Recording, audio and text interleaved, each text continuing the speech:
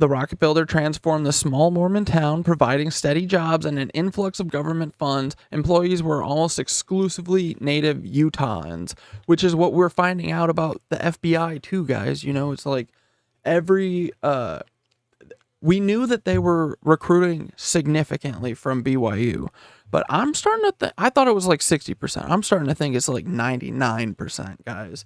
And I don't know. I just think that if people who are kind of in a cult, and also like kind of hear voices in their head, maybe, you know, I don't know if they should be in charge of the nukes and maybe the whole justice system and, you know, that kind of stuff, especially if they are truly doing these kind of false flaggy things where they're causing mayhem and giving people bombs and letting them do whatever, and then they'll blame it on Islam or they'll blame it on ISIS or whatever, you know?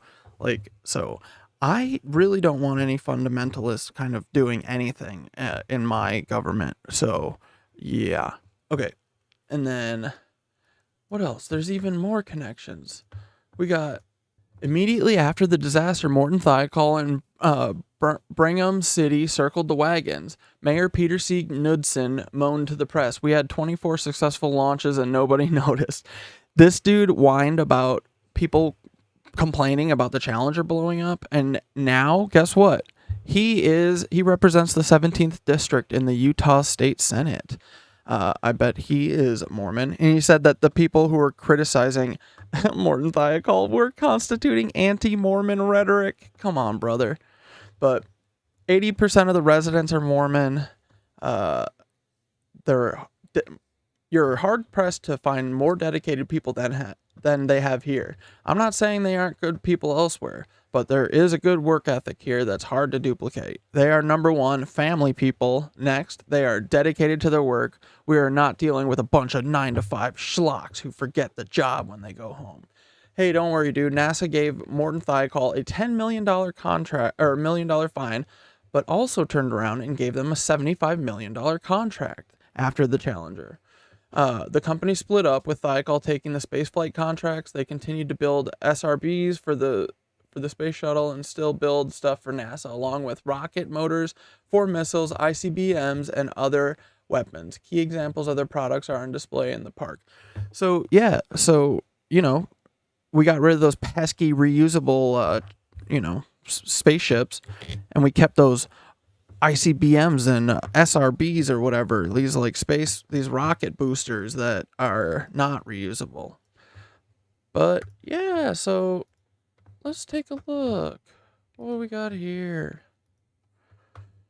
Then we've got Don Lind. Or wait, let's do Hydra Pack first. Hydra Pack is an FLDS company. It is the company that made the O-rings. Peep this shiz.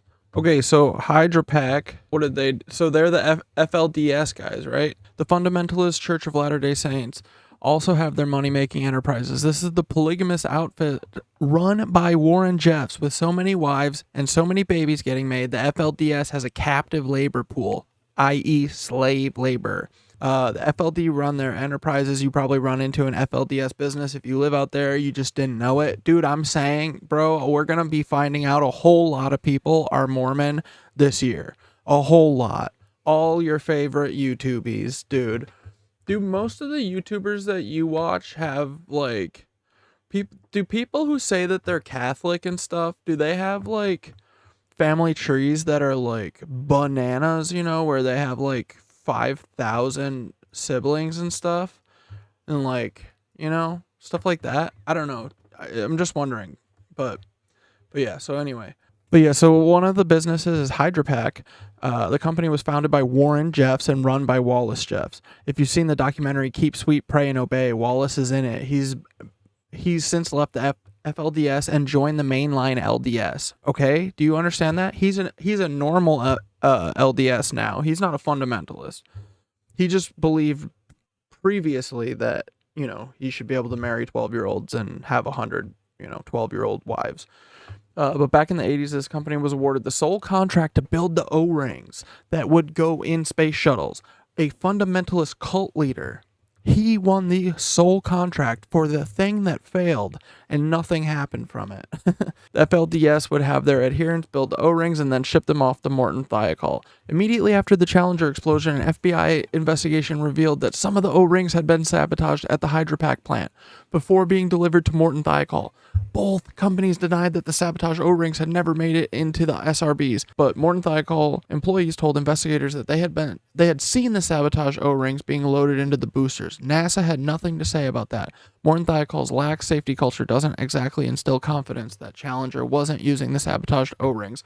Hydropac conducted an internal investigation and said they couldn't find who did it, but more slashed O-rings kept cropping up. It seems like NASA and the FBI just took Hydropac's word because I can't find any follow-up to this. Chances are that the FLDS slave labor built fine O-rings. NASA and Morton Thiokol just didn't use them properly. That's what this person thinks, as a joke, I think. But yeah, dude, then there's Don frickin' Lind. Don Lind was another astronaut, bro. It just keeps going.